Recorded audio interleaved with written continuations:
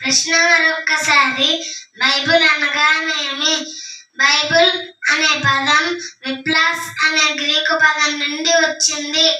విప్లాస్ అనగా గ్రంథము లేక పుస్తకము అని అర్థం. బైబిల్ ఇంగ్లీష్ పదం, విప్లాస్ గ్రీకు పదం, పరిశుద్ధ గ్రంథము తెలుగు పదం. బైబిల్లో 2 నిబంధనలు కలవు. ఒకటి పాత నిబంధన 39 పుస్తకములు, ఆదిమ హెబ్రీ భాషలో రాయబడింది. 2 కొత్త నిబంధన 27 పుస్తకములు, గ్రీకు భాషలో రాయబడింది.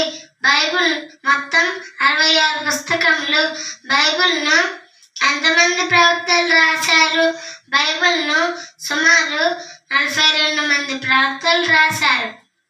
బైబిల్ను సుమారు 1600 సంవత్సరాలు రాశారు. అప్పటికి కాగితాలు లేవు కనుక చెట్ల బెరడులపై, జంతువు చర్మాలపై రాసి భద్రపరిచారు.